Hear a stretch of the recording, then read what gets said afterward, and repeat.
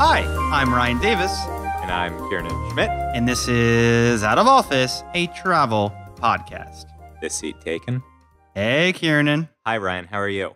I am terrific. I am, I've been waiting all week to talk to you about Peru. That's right. Today is Peru Part 2. Peru Part 2. Peru Part 2?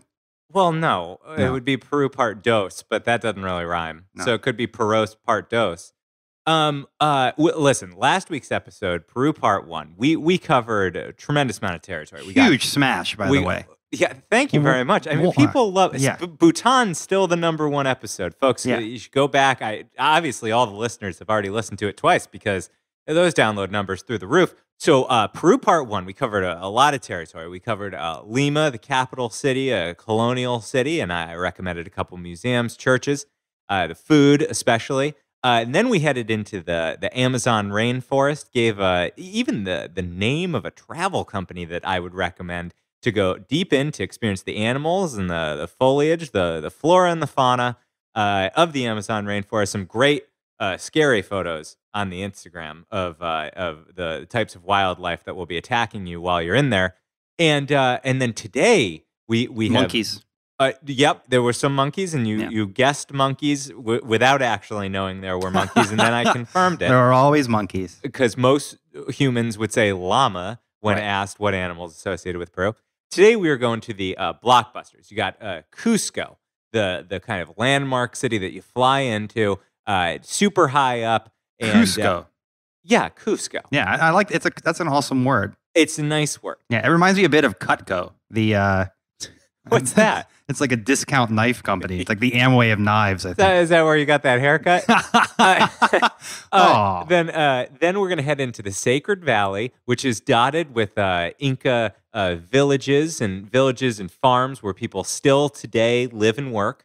And then we're going to end at Machu Picchu. But I already said in the first episode, Machu Picchu really needs its own episode. So I'm going to talk lightly about it today. We're going to, we heard a lot of Inca history in the last episode. We're going to talk a little bit about Machu Picchu today, but you can look forward to that follow-up episode. That would be Peru Part 3, really, just focused on Machu Picchu in October. Why October? Because Ryan said I'm not allowed to have a Peruvian-themed episode in September. I just think that's a lot of Peru content. People like the diversity of our travel. Yeah, like, I stayed in this neighborhood in Mexico City. I stayed in that neighborhood in Mexico City. But first, before we get into the Peruvian part of the episodes, the proper, we got a couple of announcements to make. Actually, I would say it's the form of two births. We're announcing two births on the podcast. Ryan, why don't you talk about the first birth, the birth of Out of Office? The most important birth. We have launched our own fancy website, outofofficepod.com. Okay, so that would be the same as the email address. Yes, yeah, exactly, nice. Exactly. Outofofficepod.com. There you can go. You can find all of our episodes. You can see pictures of Kiernan and I if you want. If you want to break whatever illusions you have, folks. You can find out all the different places you can find the podcast. You can write to us, but mostly you can listen to all the episodes. You got full episode descriptions. You got the links out to everything we talk about in the episodes, and it's going to be a great resource. I dream of the day that somebody starts taking transcripts. Well, I think what you have to do, folks, is you got to go to outofofficepod.com, and then you have to text that link to everyone you know. Yeah, that sounds really good. Then we're going to amass more fans. Yeah. And we even have a monthly newsletter now, folks. So you never miss an episode. Never miss an episode with our monthly newsletter. Kiernan's favorite part of the pod. The newsletter is controversial here at Out of Office Global Headquarters. But yeah, you'll at least get a notice of what the upcoming month will bring you. And maybe look back at the past month. But we'll be working out the kinks in the newsletter in the weeks to come. So do visit. And what's the web address one last time? outofofficepod.com. Great. Outofofficepod.com, the same as our email address, outofofficepod@gmail.com, where you could send us questions, queries. They could be personal in nature. They could be about travel. I actually, somebody slid into my DMs this week. Oh yeah, you got a DM slide? I got a DM slider, sliding right into the DMs, and it was a fan who found us online by looking at national parks of the Northwest. Found the Pacific Northwest episode, asked me for some extremely specific advice. He said he had asked on TripAdvisor and had been shamed at how much he was trying to accomplish in 2 weeks. And I said, you know what? I just did that exact itinerary. I can tell by your energy, and I can tell by your curiosity and your choice of podcasts that you will be able to do this. You will be able to thrive. And here are some quick tips. So we're willing to give you everything we've got. If you shoot us an email or if you slip into those DMs. Totally. Kiernan is like your personal travel advisor, and he loves emails. All right, Ryan. Well, that so Birth One was the website, but we've got you have no part in this. Happily, I don't know. You've got no part in this. Yeah. I'm proud to announce today that soon a little traveler will soon be joining the Schmidt-Mackey household. Do I hear the pitter-patter of little traveling feet? Little hiking boots, little gum boots trekking through the studio. Absolutely you do. So Catherine and I are expecting our first child. It's going to come in the next 6 to 8 weeks. Catherine's hoping more towards 6. I'm hoping more towards 8. And, 9 weeks. Yeah, 9 weeks. We'll meet right in the middle. And so I'm excited that soon you'll be able to hear baby crying behind us. But I also feel, Ryan, like this is going to open up a whole new level of content because I'm going to be able to talk about traveling as a parent. Yeah. Finally, your dad jokes will be more relevant because you will be a dad. Well, at least I make jokes. Oh.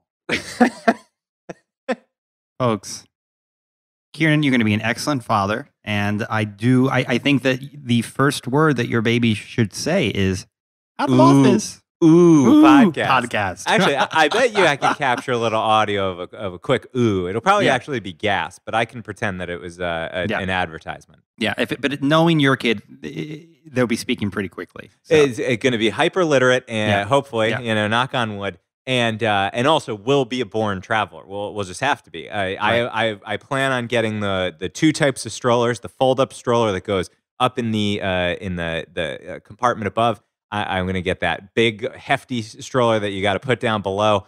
I'm really looking forward to something I've always admired about parents getting on planes, that they can get on early.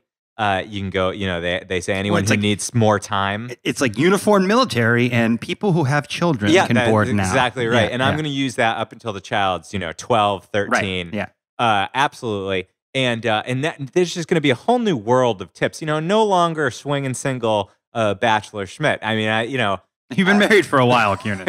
Sowed my wild oats like anybody, but it's time to settle down. You're gonna have a little traveler in the house. Also, I'm not revealing the name at this time. Don't know the gender, so couldn't reveal the name if I wanted to. Well, it's 2019. You won't know the gender until it tells you. But what would be 2 good names? Would be Rick and Steve's. Both good options. Steve's is a weird first name. Steve's. Yeah, Steve's Schmidt. It rolls right off the tongue. Steve Schmidt. Yes. Is it Steve? No, it's Steve's.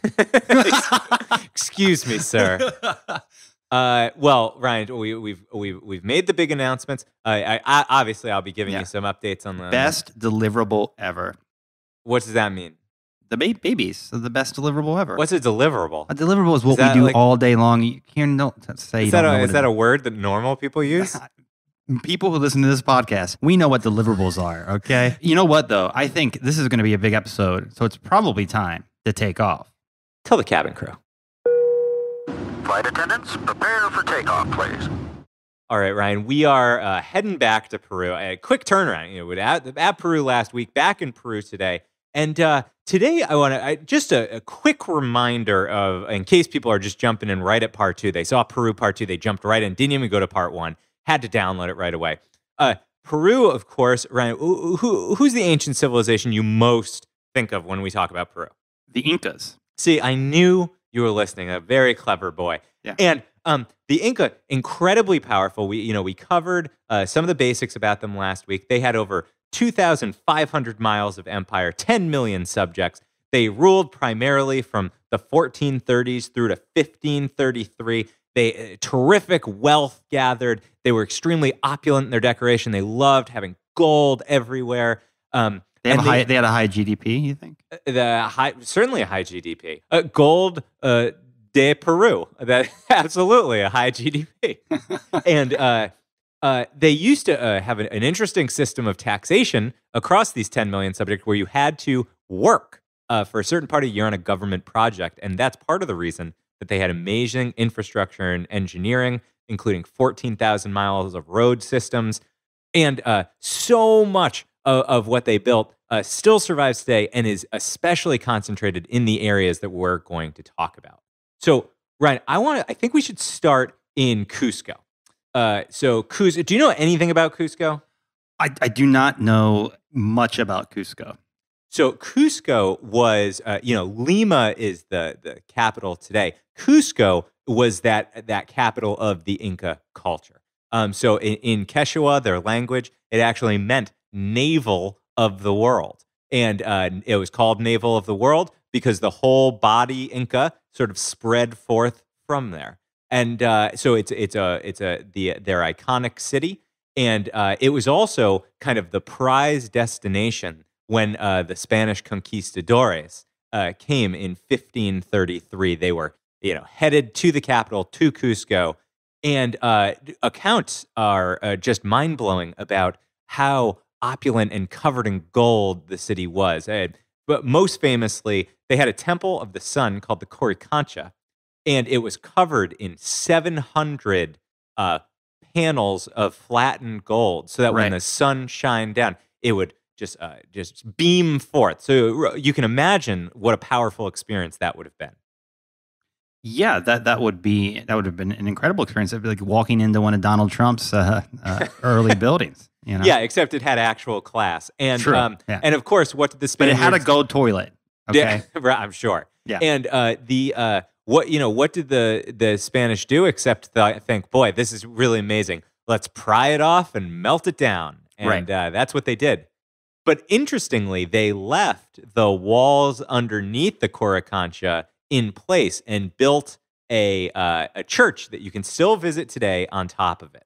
And it's one thing that you talked about last week was just how good the Incas built walls. They were like, fantastic wall builders. They loved building walls, and I like to build bridges. Some folks build walls. I get it, Incas. Yeah, actually, another weird parallel with Donald Trump, obsessed with walls. Yeah.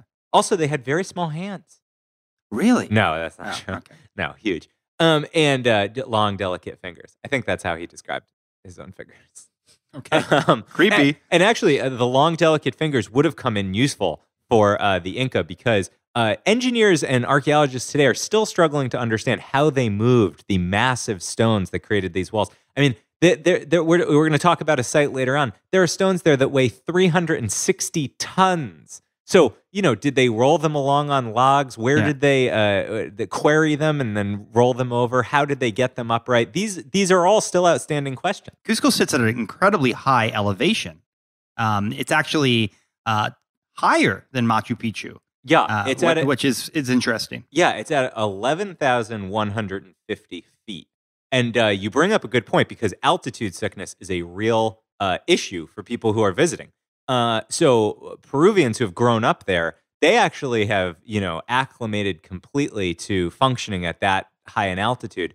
But I can tell you, you definitely feel short of breath. Yeah. Your heart is beating hard. You're sweating. I felt like when I was asking a girl to prom, just perpetually.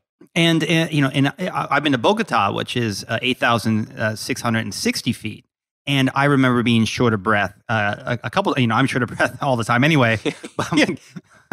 You seem a little short of breath right now. Yeah, but definitely in Bogota, and that's not even anywhere near as high as Cusco. So I feel like, not a lot of high distance running or long distance running there.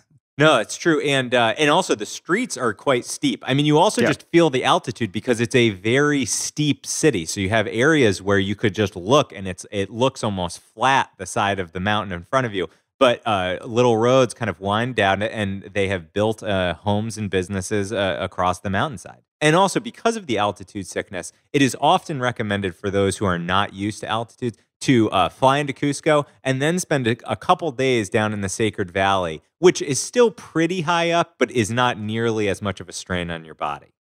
So, Ryan, you mentioned the prevalence of Inca walls that still stand. It's absolutely true. And there's actually an iconic stone that you should search out when you go to Cusco.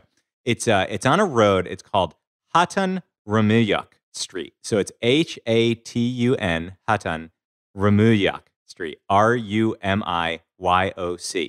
And there you will see a 12-sided stone. And everybody takes a picture of it.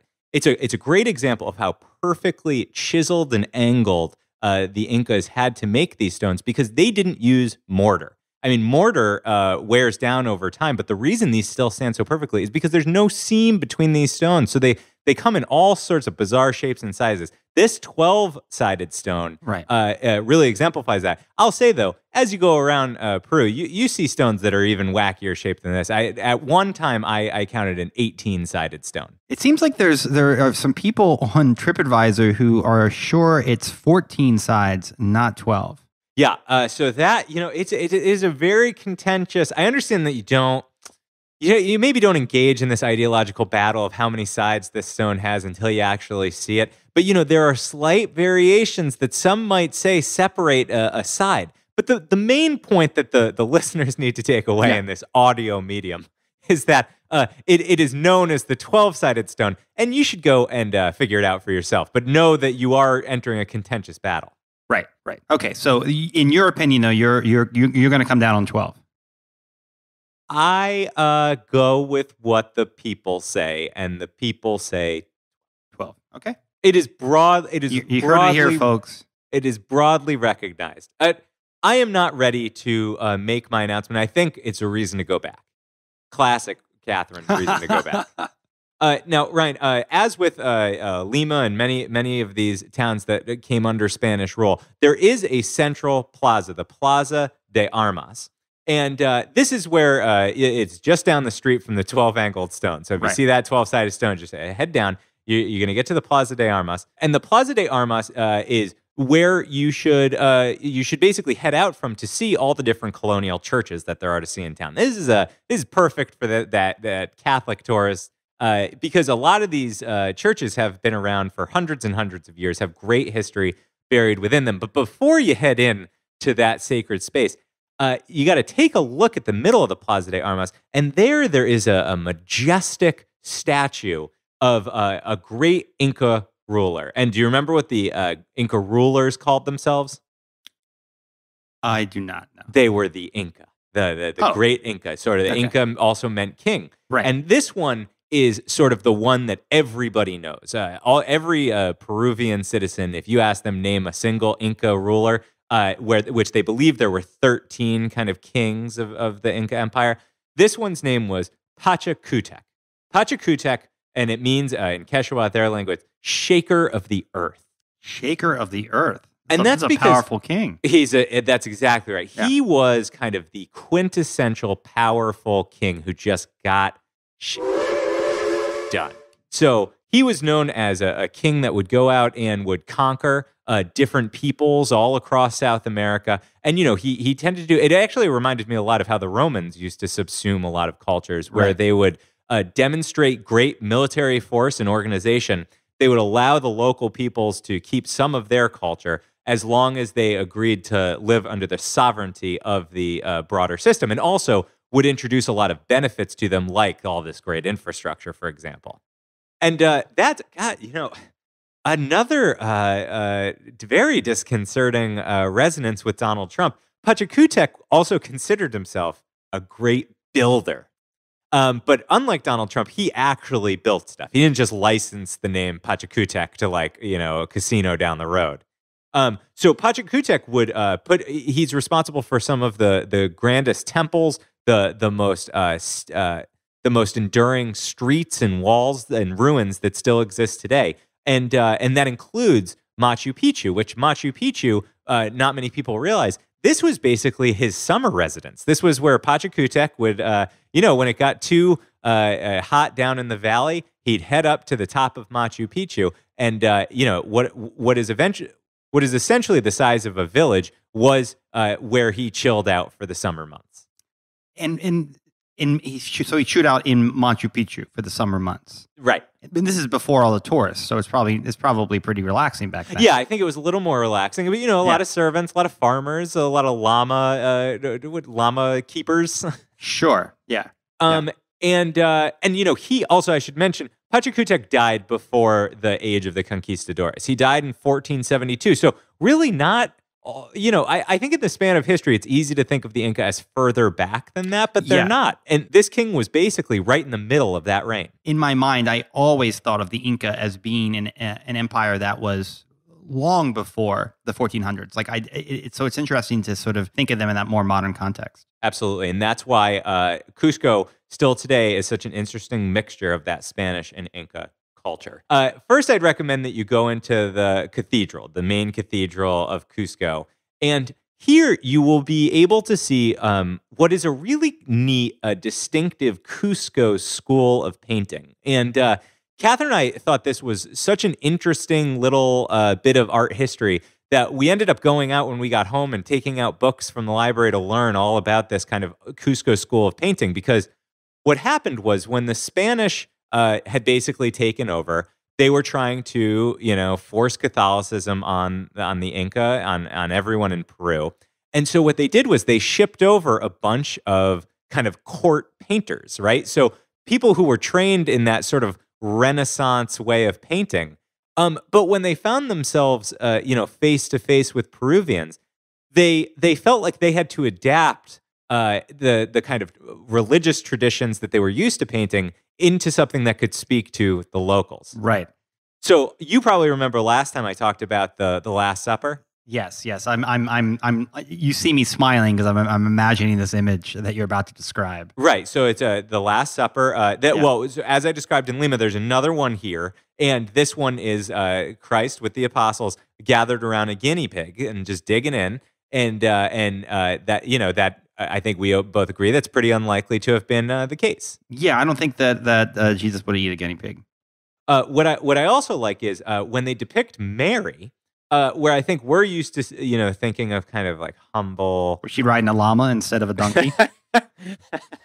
No. So what the Marys often look like they look like mountains. So you'll see these sort of mountainous women with their face at the top of the mountain, and this was meant to evoke the goddess that the Peruvians referred to as Pachamama, which is basically Mama Earth. I'm confused to how a woman can look like a mountain. Well, so it would usually be Mary's face. Mary's face. And then on a mountain. She would also often have like a head covering of some sort. And then it would slowly descend down. And instead of kind of a form-fitting dress, it would be a heavy triangle drape. Sometimes with a Jesus. Oh, gotcha. And so she basically looks like a woman in a very thick dress. But also, once you know to look for it, she looks like a mountain. That would have been really hot to wear a big, thick dress like that back in, in Bethlehem. Yeah, in Bethlehem. Wouldn't have been very comfy. No, agree. But it's useful in the cold outreach in the cold temperatures of Cusco. Oh, totally. Yeah. And, these sort of mountain spirits were a major part of the Inca religion. They were called Apus, A-P-U. You'll still find a reverence for the mountains among Peruvian people that, borders on the religious, even though it's a highly Catholic country. And Catholicism is really great at sort of blending into whatever's going on in a country, right? Yeah, I agree with that. Like if you go to church, if you and I went to church in Dublin, we would feel like right at home. But you could go to a Catholic mass in Mexico; it would be very, very different. Or in Peru, it's interesting. I was recently told by a listener that they were surprised by how much Catholicism and musicals come up on a travel podcast. Well, I mean, we that is originally what brought us together. And so this Cusco style of painting is very interesting for anybody who's used to just seeing kind of European religious paintings, and especially as indigenous artists started to be trained in painting, it became more and more a representation that was true to converted Incas. You get sort of very dressed up archangels, like a little flashier than maybe you're used to. They were a flashy bunch, though. They are a flashy bunch. Yeah. Fair enough. That also colorful tropical birds start making appearances. Yeah. And also you get really interesting takes on that you just don't see in European painting. So, for example, as a representation of the Holy Trinity, you might see the figure of Jesus 3 times in a single painting, and that's meant to be the Trinity. Whereas I think in European painting, you're largely seeing, a grizzled old king, Jesus on the cross, and then a dove or some sort of. So you just light. have three of the same Jesuses. Yeah, it's like if Mary had triplets. Gotcha. the Jesus. Yeah, the Jesus. So when you were in Cusco, did you stay at any old monasteries? No. You're referencing an older episode, I believe, where that took place in Spain, where you were able to stay in monasteries. No, I didn't stay in monasteries, but there were. I kind of thought anytime you traveled, you preferred to stay in a monastery if you could. Well, sure. I mean, sure. If as long as I can get a kneeler, I'm good to go. Yeah. But luckily, I also pack my travel kneeler just in case. And boy, we are getting more Catholic by the minute, folks. It's really troublesome. There are a lot of monasteries and convents preserved in this area. The one that I would really recommend, especially if you were interested in that Cusco School of Painting, is visiting the Santa Catalina Convent and Art Museum. And there's always these weird historical resonances across the ages. This is a convent that was built on the ruins of a home where the Inca, the king, used to keep virgins. And the Catholic Church took this area and said, well, from one virgin to another, let's put 30 nuns here. And they made it into a convent.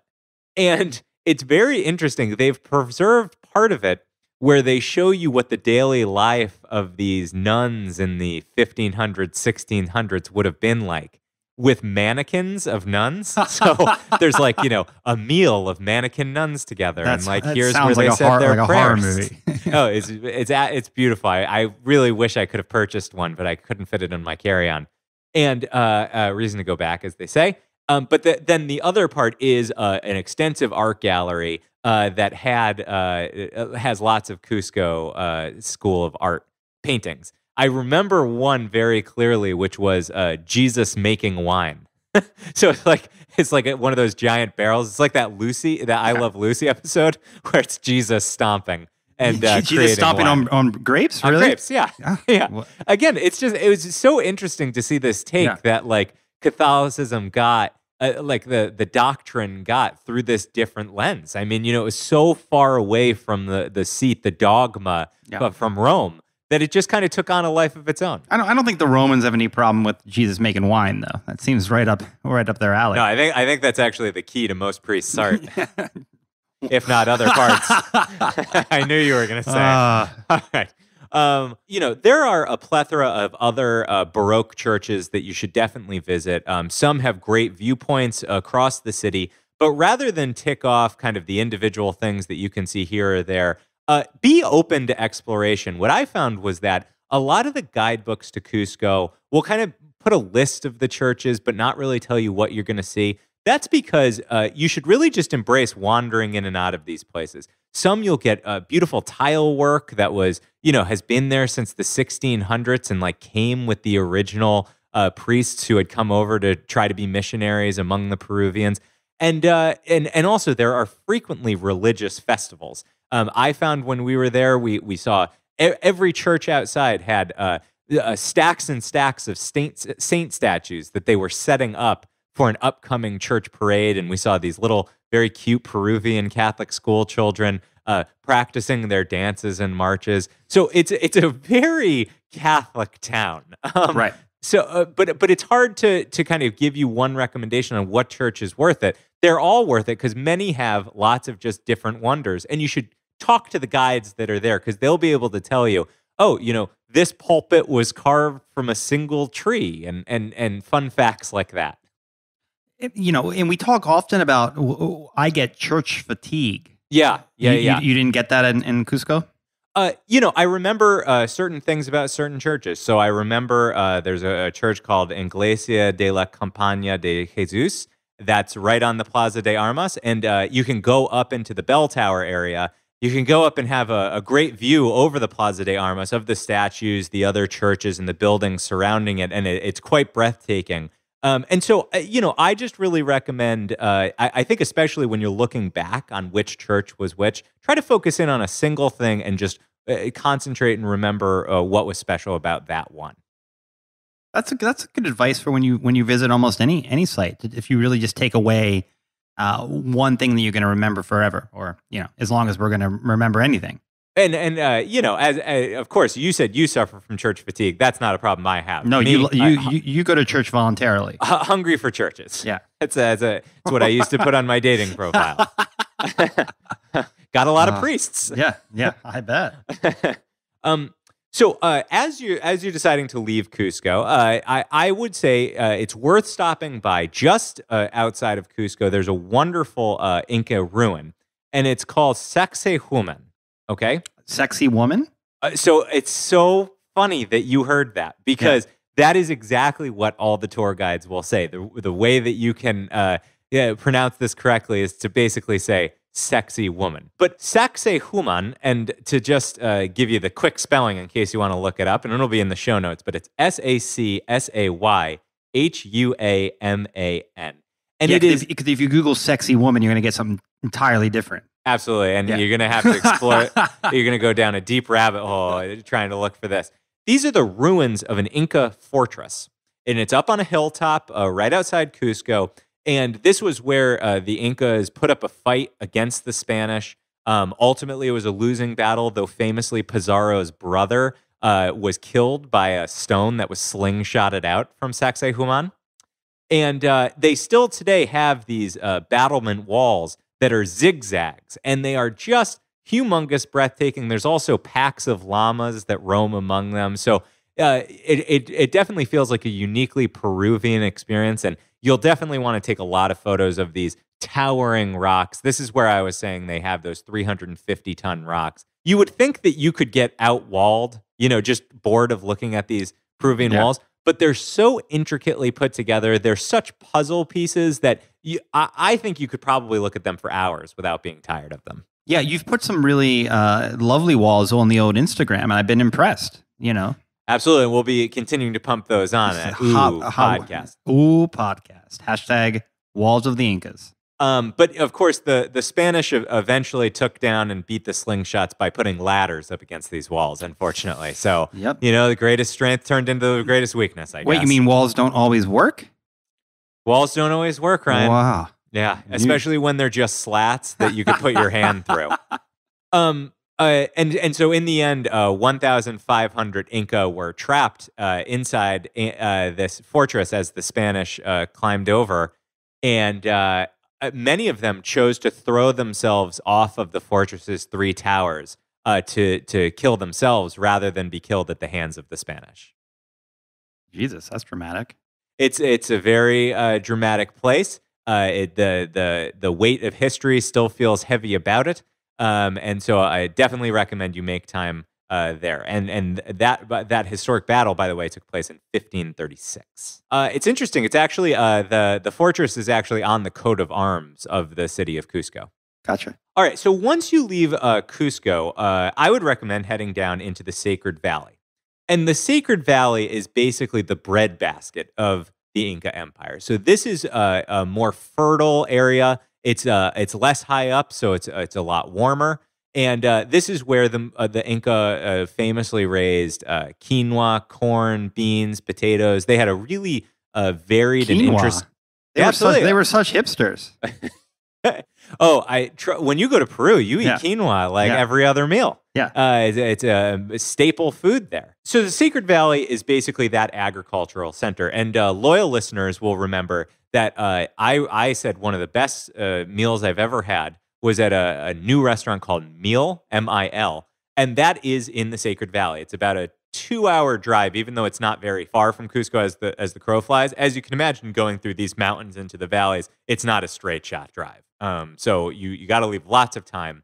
And to get into the Sacred Valley, you do basically need there is a train line, but I would recommend hiring a car or taking a bus to get to the stops that you want to see there. All across the Sacred Valley, there's lots of different sets of ruins, villages, and so there's a lot that you want to see. And I'm just going to pull out 3 things that I would highly recommend you make time for on your way to Machu Picchu, because a lot of people rush right through the Sacred Valley, but there's amazing stuff to see there too. So the first thing is actually right by that restaurant, Meal. And it's Meal was built right next to these Inca ruins that are 20 terraces in a natural dip in the earth. So it's this very severe kind of natural depression. And the Inca flattened out and created 20 concentric circles all the way down to the floor. And what that did was it created microclimates, climates that varied in the amount of precipitation they got, the amount of light they got, the temperature of the soil. And this allowed them to grow such a huge variety of foods. And archaeologists are thinking today they may have even used it in a scientific way where they would test, does this bean grow better at the top, 5 tiers down, 5 tiers down, 5 tiers down, and optimize their growing cycle based on that knowledge. So you got to stop by and see these terraces. They're quite incredible. The second thing I'd recommend you check out in the Sacred Valley is called Salineras. And Salineras, it has the word sal in it. Ryan, does that ring any bells? Sal, like sun? No, that's soul. That's soul. Close. Sal, like salt? Salt, exactly right. Yeah. I can see you read the show notes there.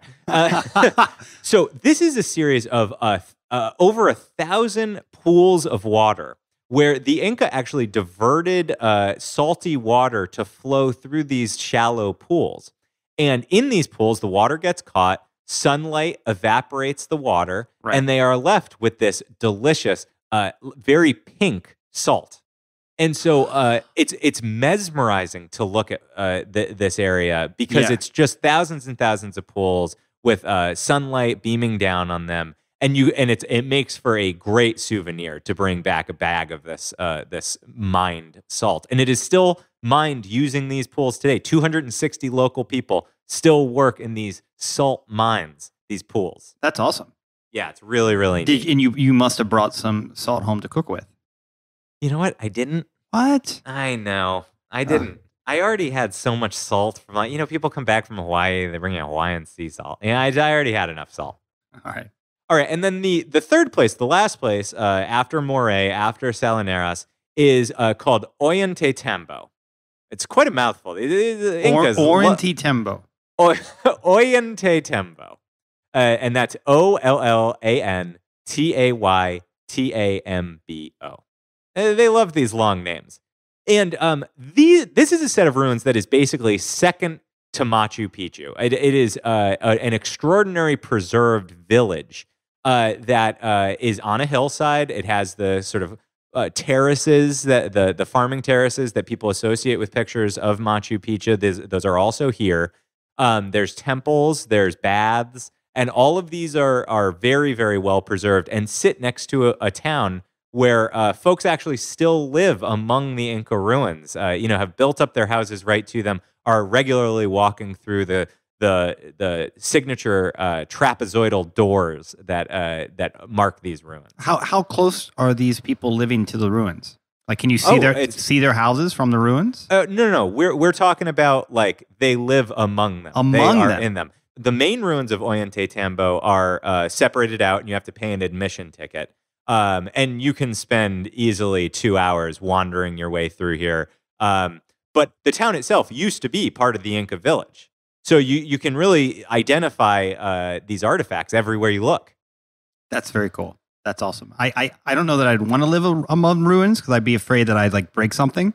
That's probably, I'm sure that's true. the most extraordinary thing, I think, when we all think of like visiting Rome, you remember like Roman baths are such like signature features of Roman architecture. Here, the sort of fountains and baths are also super notable and still have water flowing through them today. And so can be really interesting. I mean, it's just amazing to think how many hundreds of years these have stayed together. And so Ollantaytambo should definitely be on your list as this preserved Inca village. And you had a driver take you to this village? Yeah, we hired a driver We stayed one night in the Sacred Valley, and then we actually went back out to get a reservation at Meal. And so you could drive yourself, though it is pretty perilous driving on some of these mountain roads. And really, to hire a car is not terribly expensive. Right. So, and they will happily wait for you. I mean, it's included in the price for them to wait as you go through the attractions. There are hotels to stay in the Sacred Valley, and many of these places will help you arrange transportation to get out to them and to the local areas. So we stayed at a small hotel, maybe 4 or 5 rooms. And the owners were willing to drive us to the ruins that were close by. And Ryan, now, we've journeyed through Cusco, we've journeyed through the Sacred Valley. It's finally time to get to Machu Picchu. And getting to Machu Picchu is the main event for a lot of people who come to Peru. As I said, there's so much history to talk about, and so many people have seen pictures of what Machu Picchu is like. It really needs its own episode. So there will be a Peru Part 3 just about Machu Picchu in October. But just to give you a taste. So, Ryan, there are basically 3 ways to get up to Machu Picchu on the top of that mountain. The first is you can go at the foot of the mountain. There's a town called Aguas Calientes, Hot Waters, and it's a pretty touristy town, not a place you want to spend much time. But you can take a bus that zips right up to the top, and it's pretty crowded. It's definitely the tourist way to get in. But for the more adventurous in spirit, there are 2 trails that one can take. One is the Inca Trail, famously the Inca Trail. But it has really been the victim of over-tourism, something I know you're passionate about. And so people say, sometimes it can feel like you're like hiking in line. There are so many people. And so Catherine and I chose to you take the back way, which is called the Salkantay Trek. And we took a company called Salkantay Trekking, where basically you're going to do 4 to 5 nights hiking through the mountains of Peru. I'm sorry, 4 to 5 nights hiking through the mountains of Peru? Yeah, well, you sleep at night, but you hike throughout the day. Where are you sleeping? You're sleeping in various areas and situations. What does that mean, various areas and situations? So in our particular tour, which was wonderful, by the way, and its company I'd highly recommend, we had a very smart and savvy Peruvian guide.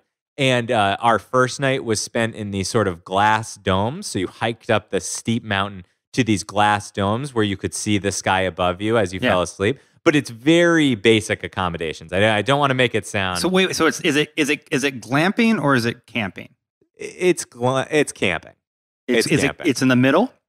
Well, it's different each night. So one night you stay in this sort of mountaintop, glass-topped. Do you have to do any climbing?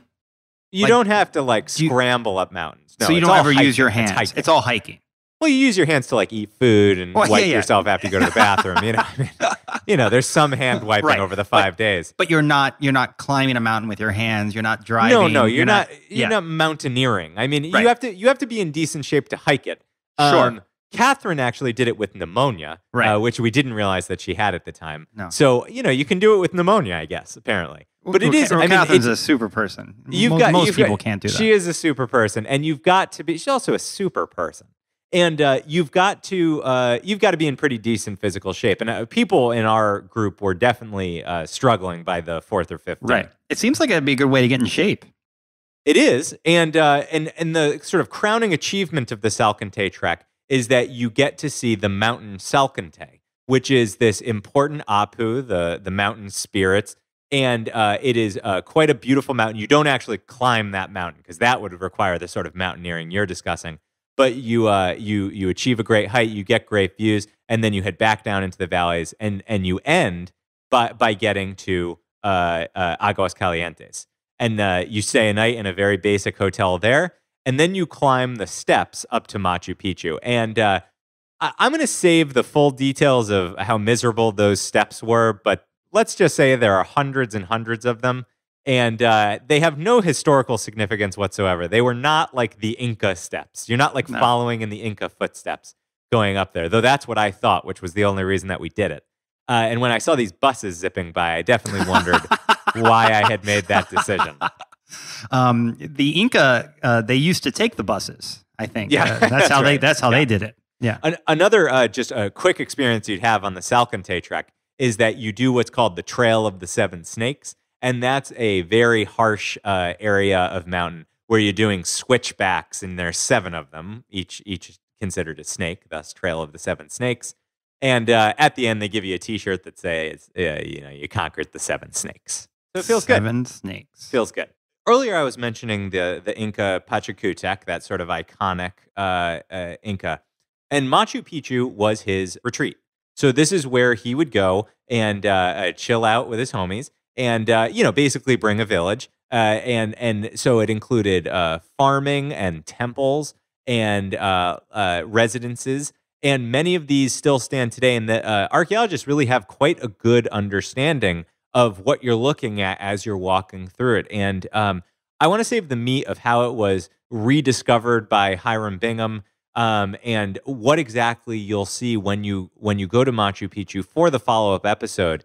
But I mostly want to leave you with the headline that it does not disappoint. It is as gorgeous and iconic as it looks in photos. You get to spend hours milling through temples and gardens and these storehouses and preserved staircases, plazas and rocks that had all these different religious associations for the Inca. You really feel like you're sort of transported back in time. But the number of tourists that are there is, one, concerning from a preservation point of view, and 2, can take away from a little bit of the experience. So going early is certainly part of the charge. And so, Ryan, even though we're saving Machu Picchu to October, your episode next week on over-tourism will be addressing exactly these sorts of issues. Yeah, exactly. Over-tourism is something we've discussed. It's hard to talk about travel in 2019 without talking about over-tourism. So we've mentioned it on a lot of episodes. So next week we're going to do a deep dive. And meanwhile, just to wrap up our Peruvian sojourn, you're going to have to get back to Cusco. You're going to have to get back to Lima. And I just want to give you one more hot tip that is absolutely essential to your Peruvian experience. And that's that I have some good news, which is that there is an amazing sandwich shop in the Lima airport. It's a sandwich shop in the Lima airport? It's called La Lucha, Lucha, La Lucha. And it's a branch of a popular sandwich shop in the Miraflores neighborhood in Lima. And they're famous for their lechon, their suckling pig sandwiches. And it's got just amazing potato fries. This is like stick to your rib sort of food.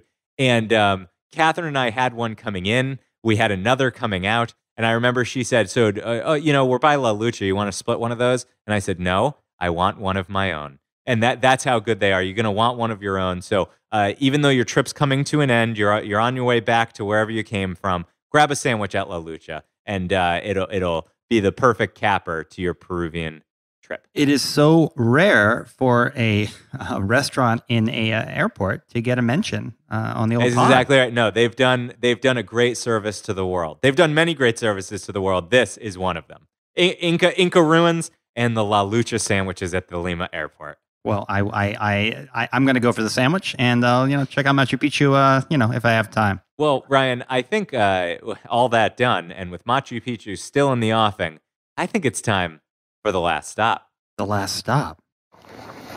Ladies and gentlemen, this is the last stop on this train. Everyone, please leave the train. All right, Ryan. Well, this is the last stop. This is the last segment of the show. You're familiar with it? It is the People segment. That's right. Popularly known as the People segment. It's your favorite segment, my favorite segment. And we've got now a moment in time for some meditation, some thought back on the week of what have we eaten, read, bought, cooked, smelt, felt, dealt. What is it that fed that spirit of wanderlust within us during the workaday week? So, Ryan, I have to ask you, do you have a last stop this week? I do have a last stop this week, Kiernan. Good. It's about time for you to speak on this episode. So I was out last night in Manhattan, which I almost never do. And I was at this fantastic natural wine place called Ruffian. And they were doing something really interesting. They have divided their wine list into 4 regions inspired by the Odyssey. Ooh, I okay. know. I was starting to think you were going in a natural wine direction. I was really eye rolling, but I've arrested my eye roll out of interest. Well, they've taken these different wines from regions that are mentioned in the Odyssey, and they actually give you a passport. And if you, they want you to basically try a glass of wine from each of the regions, and they will stamp it with a little passport stamp. And then when you get your full passport filled, you might win a bottle of wine. But it made me think of you, Kiernan, because I'm like, who would like this? Kiernan would like this. Kiernan, loves the Odyssey, and can't stop talking about it, and loves passports. It's funny because I almost said the end of your Peruvian Odyssey before, and I should have. Yeah, that would have been a perfect tie-in. It's a nice way to make literature fun. Add a little wine to it. Add a little booze. Add a little booze. Yeah. So Ruffian, fantastic place to check out. And for the entire month of August, you'll be able to have that Odyssey-inspired passport, and visit all those great regions. I'll tell you who would really enjoy it would be Catherine, because Catherine was a classics major back in college. So she would probably, if they had a Latin menu, she'd be able to read it for us. Well, once she has a baby, we should celebrate by hitting up doing the wine tasting. So, Ryan, is this like the permanent thing there? They always have Odyssey-themed wine and food? No, it's not. This is just they wanted to highlight some of the Grecian wines that they've gotten, and so this is how they're doing that in August. But they always have some kind of like weird theme, and these guys have some of the strangest wine out there and available in New York. So really fun stuff. And the Odyssey wines will then, if it covers the sort of journey of the story, it'll be taking you through Sicily, Crete, Turkey, Sardinia, and Greece. So you can get pretty soused. Yeah, and they have some great Macedonian wine. They've got like a lot going on, and they call it the Odyssey 2 Wines of Circe. Oh, the Odyssey 2. Wow, yeah. I didn't realize they had made a sequel. I'll have to pick that up. Well, Ryan, my last stop this week continues on the Peruvian theme. It's from a company that I haven't stopped thinking about since I left Peru. Rancho Bino? No, it's called Rancho Gordo, but you're getting closer every week. No, it's a toy company. They make little wooden toys. It's called Estudio 1911. So ESTUDIO 1911. And they make these little wooden toys, and you can find them primarily in sort of designy or nicer kid shop in Lima. But what they do is they sort of make toys out of the heritage of Peru. So you can get little llama toys, and they make little cars that have llamas inside them. They make little capybara and other wildlife creatures from the rainforest parts of Peru.